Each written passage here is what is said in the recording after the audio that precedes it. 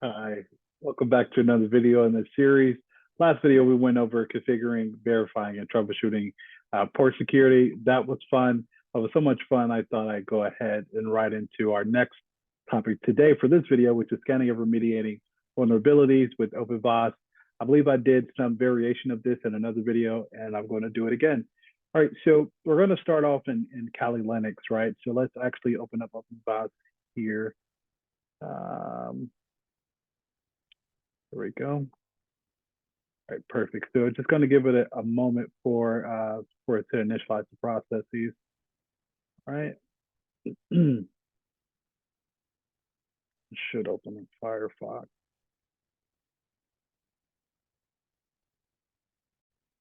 All right. So it's finally loaded, and of course we're going to accept the risk and continue, and log in here. Perfect. So now we're just going to, of course, use OpenVAS. There's quite a few options, right, on the dashboard, which is pretty good. You got, let's see, a few things. Got scan, asset, second, info, things of that nature. You can look at security info management, stuff like that. All right, but let's get down to business. So let's actually head to the port list. All right, and let's take a look at here. All right, now quick look at the list, right? It shows us how many port ranges there are, and it's just designed against the Nmap version 5.5.1 or 5.51, I guess. But it's an invasive scan, right? It takes place against all the TCP ports, right? It then focuses on the UDPs, which are more selectively chosen at a total, right, of 999. But the UDP port scanning can take a while longer to complete. So knowing which ports are important can be a great time saver, of course. But yeah, so we can actually take a look. Scan configurations. All right, now these are the scanning types, right, which are installed by default to OpenVAS. So when performing a scan, one of these is typically chosen, but you can do a customized scan as well. So let's actually take a look at one of them, pull the very deep ultimate. All right, perfect. So this scan is, again, very intrusive, provides a great deal of depth, and it looks like for a very wide range of faults, and some which might not be very useful depending on what you're looking for and what scan. For example, so the scan might check the device against like Cisco CentOS or Amazon Linux security check. But if you know the network has multiple facing devices with these services, then this type of scan can be very productive, right? So understanding the network, of course, and the device scope is important to maintaining useful scan types and results. So let's actually go back and let's take a look at full and fast. I think I might want to do one of those, right? So, and it's similar, right, to the one before, except it's quicker on the performance level with multiple tests like for buffer overflow and multiple OS.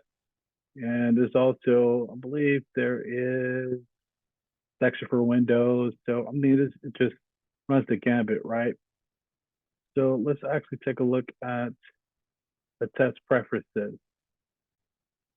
All right, for the test preferences, so we can see multiple tests being used against so many different things. Like I'm starting to see, let's see, like SSL, LDAP services, right? You know, and you can click on any of these to see exactly what the test is going to perform, right? So I'm actually going to, let's see, I'm going to search for a particular one. Let's see.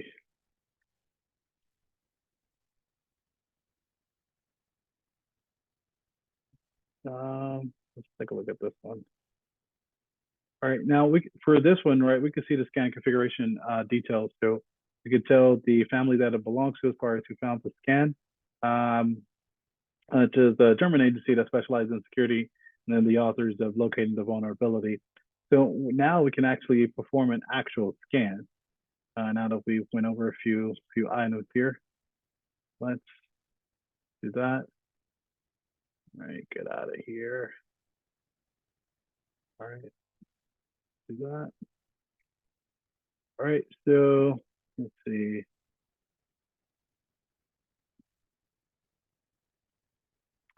I'm gonna do a full fast. Open it. Gonna do. Right, so we chose this one, right, to get a nice combination like speed with comprehensive searching against the domain controller. Let's actually create and get that taken care of. Now, as we can see, it's requested, so it turned orange. And then let's see if I refresh it, maybe at 1%. It may take a while as far as the scan. I want to say maybe around between 5 and 10 minutes to complete.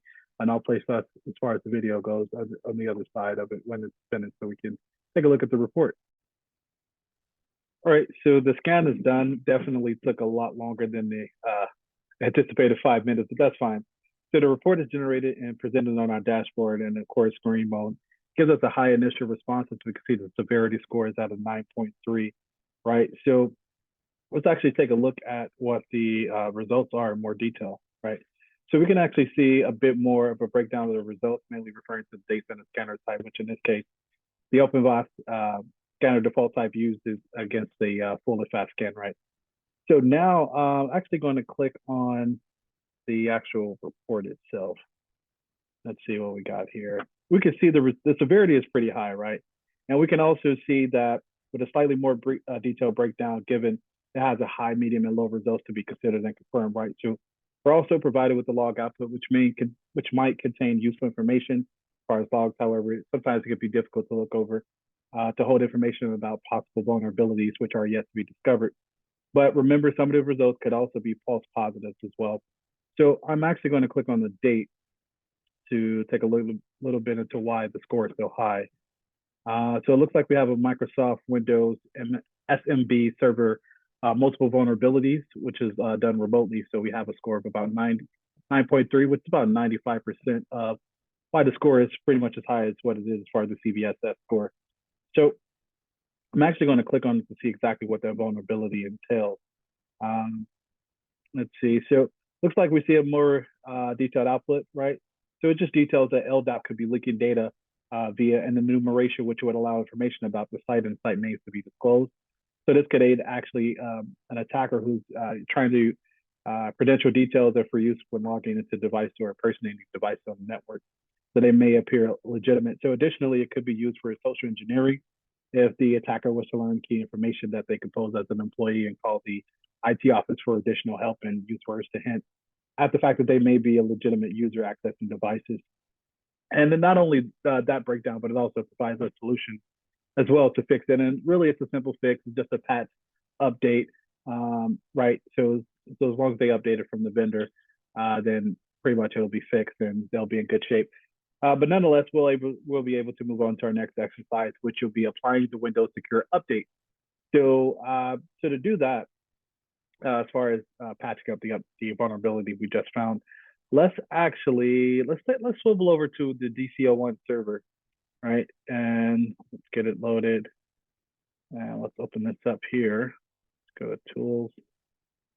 Let's see, Windows Server. It should be here. There it is. All right, and we want to open it. Right, so we got the Windows Update standalone installer. Should just take a few moments for it to do what it needs to do. Copy in a few packages.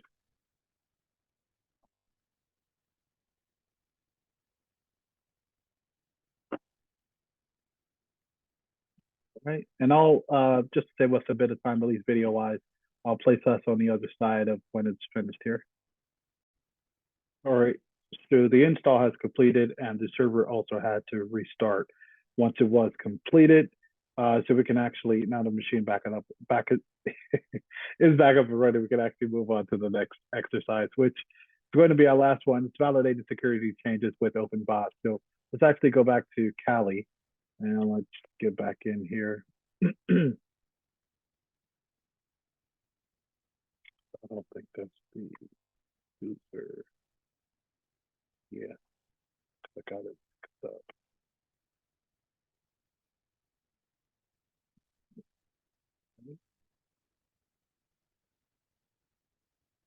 There we go. All right, perfect. So as we can see, let's see, to go back here. Expired.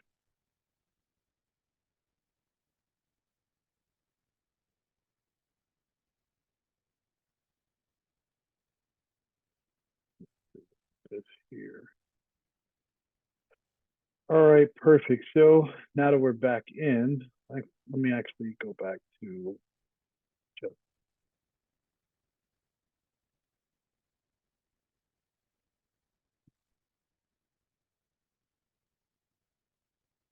So I'm actually going to run the scan again.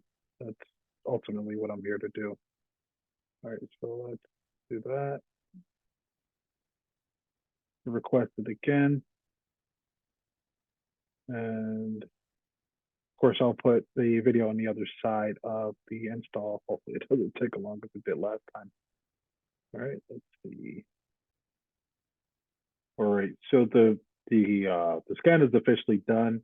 And the very first thing we want to point out is that the score has been significantly reduced, right?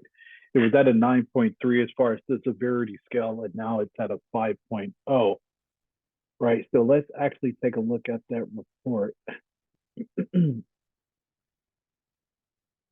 All right, so let's take a look at the second one here. All right, so let's take a look at a few things, right? So in fact, what we see sometimes when we're scanning the device, you can highlight new vulnerabilities also not found in the first attempt. But the changes we made do not affect the secure socket layer certificate. So therefore, the new vulnerabilities were something picked up on the second scan attempt and strongly related to the SSL. So this is excellent practice, right? And it shows that the scanning device once is not enough, right? To confirm that it has passed all the tests. So certainly in a production environment, multiple scans, they should be commonplace, right? So upon this scan, we see, or at least the second scan, we see that we removed the at least the main issue, right, with the LDAP leaking data with null input as far as the Microsoft Windows SMB server with those vulnerabilities. So this no longer being present, right, it has corrected by installing the Windows update on the other server. And this tells us also about the CVSS value, the detection result again, and also the solution and the detection method used to pull the information. But nonetheless, that brings us to the end of the video for scanning and remediating vulnerabilities using OpenVAS. We did that scanning. We also did some security Active Directory access with LDAP and also validated some security changes with OpenVAS as well. So the next video, what we're going to do is actually configure and verify IPv version 4 and version 6 access list for traffic filtering as well. Thank you for watching this video. Hope to see you in the next one. Stay curious, stay secure.